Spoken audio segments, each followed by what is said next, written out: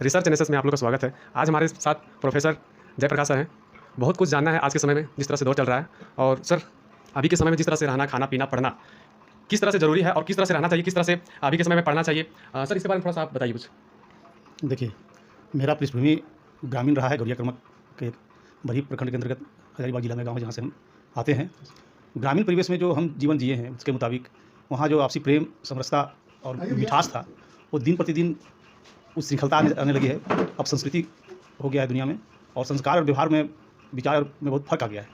विद्यार्थियों को पुराने समय में बहुत ऐसी विधाएँ थी, जिसमें खास तौर पर 5 जो चीज़ का जिक्र हमारे शास्त्रों में है: काक चेष्टा बको ध्यानम, स्वान निद्रा तथैव अल्पाहारी गृहे त्यागी, विद्यार्थी पंचलक्षणम। ये बहुत बड़ा सूत्र है। विद्यार्थियों को अपने पर्यावरण में जो चीज़ें हैं, कौवा से, बगुला से, स्वान मतलब कुत्ता इत्यादि से जो बहुत कुछ सीखा जा सकता है, नेचर में सब चीज़ें हैं। विद्यार्थियों को पुनः उस ओर लौटना होगा।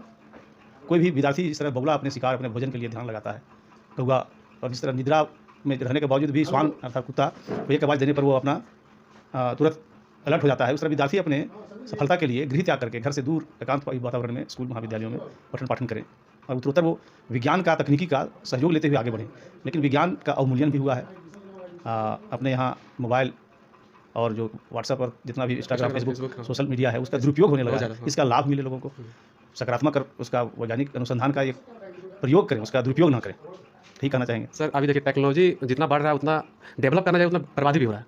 तो इसको रोका कैसे जाए? अभी के समय में ज़्यादा आप देखिएगा कि बच्चा हो गया चाहे बड़ा हो गया, कोई भी लोग हमेशा मतलब फ़ोन छोड़ते ही नहीं। खाना खाने समय कहीं जा रहे हैं या कुछ भी फ़ोन पे, गाड़ी पे चला रहे हैं, फिर भी फ़ोन का इस्तेमाल मतलब छोड़ नहीं रहे। ये जो लत लग गया है, ये किस तरह से छोड़ा जाए? नहीं तो फिर आने वाला समय में बहुत ज़्यादा नुकसान है।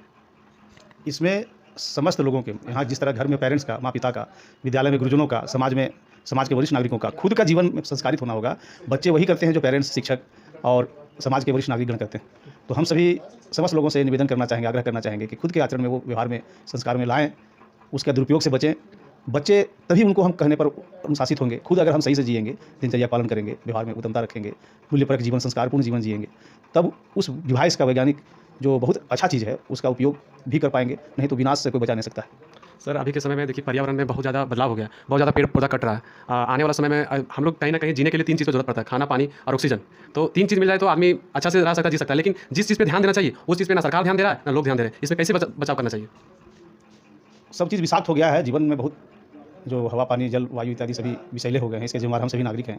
इसके बचाव के लिए ही जो है जागरूकता का आयोजन एनएसएस के माध्यम से, जैसे हम एनएसएस अधिकारी हैं, तो गाँव-गाँव में प्रबोधन, मीडिया के माध्यम से, व्यवहार में भी खुद अपने जो है प्लास्टिक कचरा नहीं फैलाना, केमिकल पेस्टिसाइड की जगह पर वैकल्पिक तौर पर जो है अपना ऑर्गेनिक कृषि कार्य किया जाना, और ज़्यादा से ज़्यादा पेड़ पौधा लगाना, वृक्षारोपण, जन जागरूकता, सामाजिक सद्भावना, समस्त विंग का, चाहे वो सरकार के तौर पर हो, समाज के तौर पर हो, एनजीओ के तौर पर हो, सरकारी इंस्टीट्यूशन, स्कूल कॉलेज हो, आम नागरिक हो, इस पर समस्त लोगों की जिम्मेदारी बनती है, भागीदारी होनी चाहिए।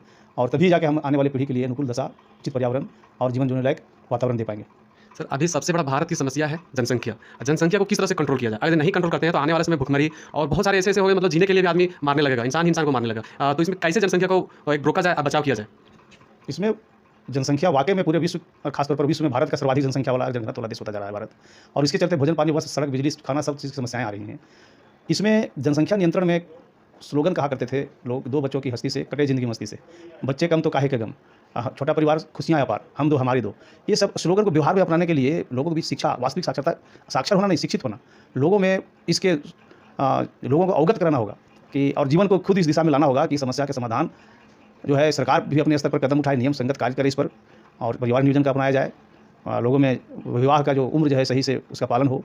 लोग जो है मैन पावर बहुत ही कारगर है। भारत और विदेश, दुनिया के देशों में जाकर हमारा युवा अपने छाप छोड़ सकते हैं। लेकिन ये जनाधिक्य होना, जनसंख्या विस्फोट होना भी बहुत बड़ा समस्या है भारत के लिए। समाधान की दिशा में परिवार नियोजन, जन जागरूकता, शिक्षा, सरकारी कदम, संस्थागत कदम, एनजीओ की भूमिका, समस्त लोगों के पार्टिसिपेशन और जन चेतना ही इसका समाधान है। सर, आप ये बताइए कि कोलंबस में आप पढ़ाते हैं, आपको क्या चीज़ अच्छा लगा? यहाँ का बच्चा, यहाँ का कॉलेज, सबसे मतलब कि आपको कुछ अनुभव यहाँ पे अलग मिलता है, तो इसमें थोड़ा-सा बताइए कि क्या इसमें यहाँ का बदलाव है दूसरा कॉलेज में, कोलंबस कॉलेज में? यहाँ इसका बहुत गौरवशाली इतिहास है महाविद्यालय का। इसमें प्राचार्य भी वर्तमान में बहुत ही डॉक्टर विमल रेवन, बहुत अनुभवी, दक्ष और कुशल नेतृत्व में महाविद्यालय इनका कार्य कर रहा है। बच्चों को जितने भी शिक्षक हैं, विद्वान शिक्षकगण अपना क्षमता से अपना बेस्ट देने का प्रयास करते हैं। नियमित कक्षाएँ चलती हैं, परीक्षा नियंत्रक समय पर परीक्षा संचालन कर लेते हैं, और साथ ही साथ जो विश्वविद्यालय गवर्नर से निर्देश प्राप्त होता है नए शिक्षा नीति के तहत, उनके तहत यहाँ पे विभिन्न प्रकार के सेमिनार का आयोजन करके लोगों को जनचेतना, विद्यार्थियों के बीच अवेयरनेस के प्रोग्राम आयोजन किया जाता है। एक्स्ट्रा करिकुलम के माध्यम से भी बच्चों में पोटेंशियल, नेतृत्व कौशल, एनएसएस, एनसीसी, स्टूडेंट यूनियन और विभिन्न प्रकार के खेल कूद के माध्यम से, sports and games, cultural activities के माध्यम से विद्यार्थी यहाँ ज़्यादा जुड़े रहते हैं, हर गतिविधि में सक्रिय रहते हैं और अन्य सभी महाविद्यालयों से इस कारण से वो डिफरेंट हो जाते हैं। सर आप अपना थोड़ा सा अपने जीवन जीवनी के बारे में बताइए कि आपका जन्म से अभी तक क्या उतार चढ़ाव रहा, कैसे जिए आप, कैसे यहाँ तक पहुँचे सर? थोड़ा सा आप ये जानना चाहते हैं कि आदमी आप यहाँ तक अभी प्रोफेसर हैं और बहुत अच्छा शिक्षा दे रहे हैं, तो अपना थोड़ा आप जीवनी के बारे में बताइए। मेरा जन्म 1975 में हुआ था और वो कालखंड जयप्रकाश नारायण का संपूर्ण क्रांति का दौर था, जिस कारण मेरे पिताजी भी मेरा नाम जयप्रकाश रखे। मेरे पिता एक बहुत कुशल और जागरूक अभिभावक थे, वो शिक्षित व्यक्ति थे, शिक्षा के महत्व को समझते थे। उन्होंने मेरा लालन पालन और शिक्षा बखूबी बहुत कायदे से किया। स्कूली शिक्षा के उपरांत महाविद्यालय शिक्षा संकुलमा महाविद्यालय में हुआ। यहाँ के विद्वान शिक्षकों के सानिध्य में रहकर विद्यार्जन का अवसर प्राप्त हुआ। इसमें सर्वाधिक योगदान जाता है अपने माँ पिता का। और हर किसी बच्चा के प्रगति उन्नति में अगर घर के परिवार के माहौल अच्छा हो तो पहला पाठशाला माँ तो शिक्षिका होती है, पहला पाठशाला की, और पेरेंट्स होते हैं। और उसके बाद शिक्षक की भूमिका होती है। व्यक्ति का अपना विशेष गुण होता है विद्यार्थियों का। विद्यार्थियों में जो गुण के बात है वो गुण अपने आचरण और चरित्र में, संस्कार में धारण करे, अपने समस्या, देश और समाज का, खुद का, पारिवारिक दशा को जानते हैं सर से अपना जीवनी के बारे में कि इनका जन्म कैसे हुआ और किस तरह से इनका पढ़ाई हुआ और किस तरह से अपना जीवन, अभी प्रोफेसर हैं और कैसे कैसे इनका जीवन का चलन रहा, आज हम लोग सर से जानते हैं। जयप्रकाश गौरिया कर्मा बरी प्रखंड अंतर्गत हजारीबाग जिला का एक बहुत ही आदर्श गांव है, जहां मेरा जन्म 1975 ईस्वी में हुई। एक बहुत अच्छे सौभाग्य मेरा कि मेरे फादर बहुत अवेयर व्यक्ति थे, कॉन्शियस व्यक्ति थे, संसार में अब नहीं रहे। उनके सानिध्य में लालन पालन हुआ। बचपना मेरा बहुत ही मौज मस्ती में बीता। बचपन का जो जीवन था, कबड्डी खेलना, फुटबॉल खेलना, नदी में नहाना, गाय बैल बकरी चराना और दोस्तों के बीच हंसी ठिठोली करते हुए गांव के ही इस विद्यालय में शुरुआती दौर में शिक्षा हुई। तत्पश्चात संत रोबर्ट विद्यालय हजारीबाग जो मिसड़ी विद्यालय है, वहाँ भी पढ़ने का अवसर प्राप्त हुआ। और इसके बाद जो है विद्यालय जीवन में ही हमने अपने गुरुजनों के आशीर्वाद रसने और मार्गदर्शन में मेरे अंदर मॉनिटरिंग, लीडरशिप, हर वो कार्य में मुझे बढ़ चढ़ कर हिस्सा लेने की इच्छा होती रही और हमको प्रोत्साहन मिला। विभिन्न प्रकार का जो कल्चरल आयोजन होता था, उसमें भाषण प्रतियोगिता इत्यादि में भाग लेना, फुटबॉल टीम का कैप्टन होना, नाटक ड्रामा ग्रामीण क्षेत्र में बड़ी प्रसिद्ध था। नाटक ड्रामा में नायक की भूमिका का रोल अदा करना, विभिन्न प्रकार के मैचों में मैच का आयोजन करना, ये दिनचर्या हुआ करते थे। और गाँव का जीवन बहुत अभी भी पाक पावन और सौहार्द और प्रेम का जीवन है, छल रहित निश्चलता का जीवन है। विभिन्न जो फल हुआ करते थे वहाँ, पपीता, कटहल, अमरूद वगैरह, तो इसके लिए पैसे चुकाने नहीं होते थे। जिस किसी के पेड़ पर है, गाँव ग्राम के क्षेत्र के लोग हैं, सब्जी, मूली, गाजर इत्यादि, ये आपसी प्रेम में एक दूसरे को कंट्रीब्यूट करके बांट बटवा के खाते पीते थे। बहुत ही अच्छा जीवन जिए। असली जीवन का संघर्ष शुरू होता है संकुलमा महाविद्यालय में इंटरमीडिएट में एडमिशन के उपरांत। साइंस का विद्यार्थी में था, बायो साइंस का। यहाँ पे पिताजी की इच्छा थी कि हम पढ़ लिख के डॉक्टर बने। उन्होंने मेरा नामांकन 10th के बाद संकुलमा महाविद्यालय में 1991 में साइंस में कराया और काफ़ी कठिन परिश्रम कर करके शिक्षकों के सानिध्य में हमने पढ़ाई पूर्ण किया। और पिताजी हमको मेडिकल की तैयारी के लिए पटना भेज दिए।